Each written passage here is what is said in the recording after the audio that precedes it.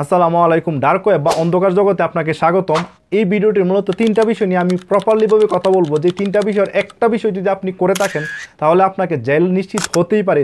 যদি আপনার যাবজ্জীবন জেলও হয়, যদি আপনি কখনো বেরিয়ে যান কোনোভাবে কোনো সিস্টেমে, তাহলে কিন্তু আপনি আপনার লাইফ নিয়ে আসলে চলাফেরা করতে পারবেন না। এর চেয়ে মনে হবে আপনার মৃত্যুই অনেক ভালো ছিল।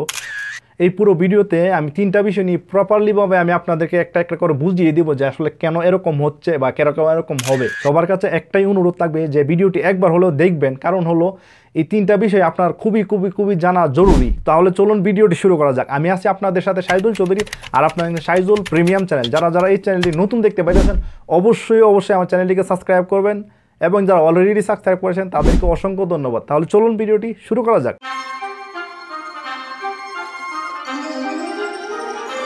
প্রথমে আমরা যে বিষয়টা নিয়ে কথা বলবো সেটা হলো ফিঙ্গারপ্রিন্ট আসলে কি ভ্যালু, কি পরিমাণ ভ্যালু তা আপনাদেরকে আমি আসলে বুঝাতে পারবো না। সেটা হলো আপনার পাসপোর্ট থেকে নিয়ে আপনাদের জন্ম নিবন্ধন কার্ড থেকে নিয়ে আপনার সেম রেজিস্ট্রেশন থেকে নিয়ে অনেক ধরনের কাজ আছে যেটা আপনাদের ফিঙ্গারপ্রিন্ট আসলে ভ্যালু ক্রিয়েট করে। আপনি এমন একটা গ্রাম কল্পনা করেন যে গ্রামে আসলে অনেকগুলো গরিব বসবাস করে, তাদের প্রতিদিনের পারিশ্রমিক 200 বা 250 টাকা। এই পারিশ্রমিক দিয়ে আসলে অনেক সময় সংসার চালানো কিন্তু খুব কষ্টকর হয়ে যায়। মাঝে মাঝে আবার কাজ থাকে বা কাজ থাকে না। এরকম একটা গ্রামে আবার আরেকটা জিনিস কল্পনা করেন, যেটা হলো দোকান। সেটা হলো আপনার মোবাইলের দোকান। যেই মোবাইলের দোকানে আসলে ফিঙ্গারপ্রিন্ট কিনে নেওয়া হয়, সেটা অনেকেই আসলে জানে বা অনেকেই জানে না।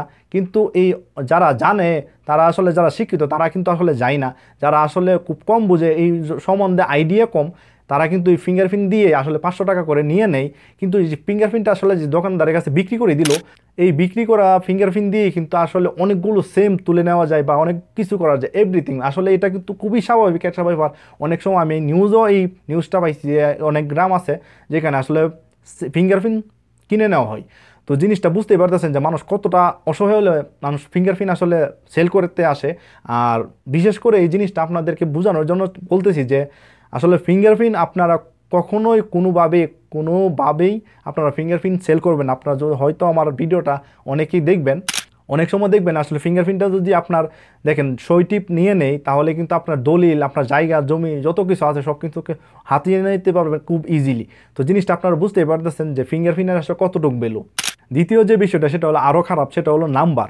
আপনার একটা ফোন নাম্বার আছে, সেই ফোন নাম্বারে আপনি একটা কোড নাম্বার, যে কোনো একটা অ্যাকাউন্ট খুললেন বা যে কোনো একটা কিছু খুললেন, সেটার কিন্তু আসলে কোড নাম্বার আসে। কোড নাম্বার বলতে গেলে যেটা বোঝাই নয়, যেমন আপনার বিকাশ, নগদ, তারপরে আপনার ব্যাঙ্ক অ্যাকাউন্ট, আপনার জিমেল অ্যাকাউন্ট, আপনার যে এভরিথিং অ্যাকাউন্ট, যে যতগুলো অ্যাকাউন্ট আপনি নাম্বার দিয়ে খুলবেন, তো সবগুলো অ্যাকাউন্টের ভেরিফাই কিন্তু আপনাকে নাম্বার দিয়ে করতে হবে।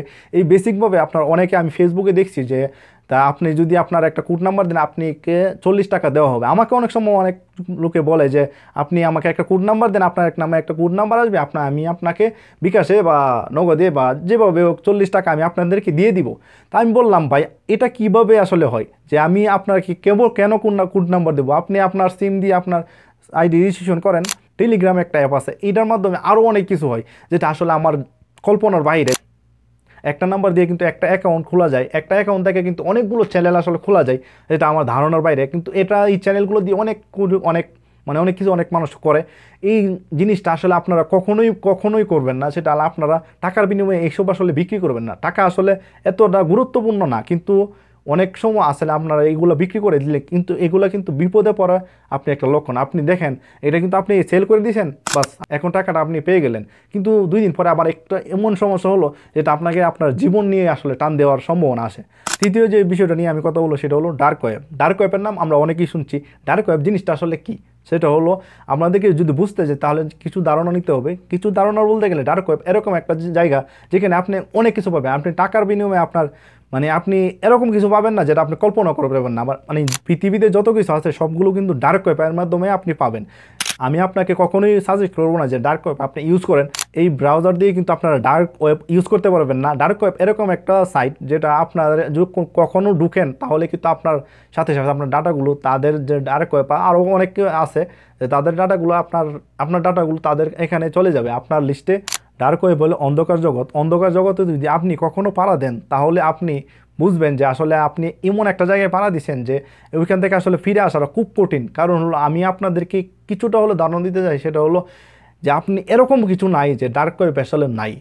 যদি আপনি বলেও কখনো আপনার মোবাইল দিয়ে, অনেকে আসলে মোবাইল দিয়ে পেমেন্ট করে বা অনেক কারেন্সি আছে যেগুলো দিয়ে আসলে পেমেন্ট করা যায়, এইগুলো দিয়ে আসলে পেমেন্ট করে খুবই মারাত্মক মানে কিছু, যেটা আসলে অন্যের জন্য করে, আসলে আসলে নিজের জন্য সেটা আসলে গাড়ি বেঁধে আনে, যেটা কেউ যদি আপনার ডার্ক ওয়েব থেকে আপনার পিছনে আসলে লেগে যায় তাহলে কিন্তু তাকে সরানো খুবই কঠিন। কারণ হলো ডার্ক ওয়েব এরকম একটা জগৎ যেখানে আসলে ইন্টারনেটের 85% ওই আসলে ডার্ক ওয়েবে থাকে, আর বাদ বাকি 15% যেগুলো আমরা খুব কমই দেখি, আরও কম দেখি, হয়তো আমরা 10% বা 8% এইরকম দেখি। তাহলে আমি আপনাদেরকে রিকোয়েস্ট করব এই 3টা কাজ আপনি কখনোই করবেন না আপনার জীবনে। হয়তো আপনি আউসের কারণে আপনারা কখনো করবেন না, আপনাদের লাইফ নিয়ে আসলে চলাফেরা আসলে খুব কঠিন হয়ে যাবে, কারণ লাইফে আসলে কী আসবে তা আসলে আমি নিজেও বলতে পারি না। সো এই পর্যন্ত ভিডিওটি ছিল। আপনাদের যদি ভিডিওটি একটু হলেও ভালো লেগে থাকে অবশ্যই আমার চ্যানেলটিকে সাবস্ক্রাইব করবেন এবং ফলো বাটনটি অন করে রাখবেন।